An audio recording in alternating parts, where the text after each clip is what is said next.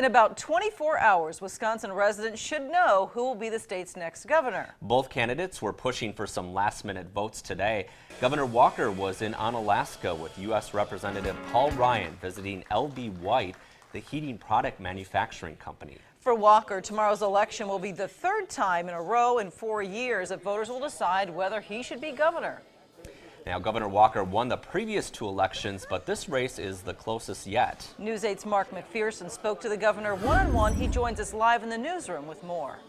Guys, Walker has seen a term that few governors have experienced: mass protests at the Capitol, lawmakers fleeing the state, and of course that recall. But even with the turmoil, the governor is positioned to be reelected. We asked the governor about that turmoil, his plan for his second term, and whether a presidential race is in his future. And isn't that what you want your elected officials to do? Governor Scott Walker is going down to the wire, rallying his base for what he thinks will be a close race. For us, this is going to be a close election. We thought it would be all along. We thought, because the recall included at least some people who voted against the recall just on principle, that this election would likely be tighter than it was just 2 years ago in June of 2012. That recall election was the result of the governor taking on public unions in the state.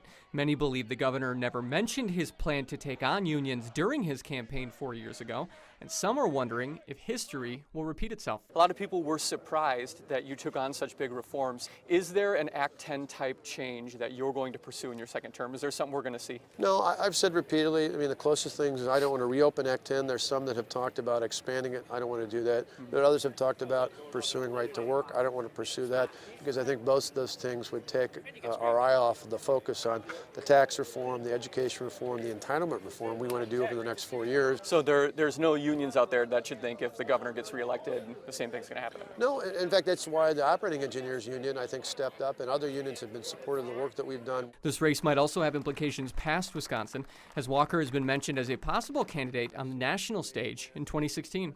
I think in the end that what I appreciate is the fact I'm even talking about that list isn't because of anything I've done. It's because we took on big reforms. For me, I'm just focused on the next 4 years as governor. With all due respect, no one believes you when you say you're just focused on the next 4 years. 2016 has to be on the radar in some way, shape, or form. What have you thought about it? Well, seriously, my goal is, not only having a 4-year plan. My plan isn't a year plan or a year and a half or 18 months plan. It's really about the next 4 years. If I don't perform well for the people of the state, nobody's ever going to talk. Even if whether it's 2 years, 6 years, 12 years from now, they're not going to talk to me about me for anything else if I'm not performing for the people of the state of Wisconsin. Now, I asked the governor about the latest polls that have him up by 7 points. He says while it's always good to be in the lead, this race is still not a slam dunk. He does say, however, that he feels momentum did swing his way just in the last few days before the election. All right, thanks a lot, Mark.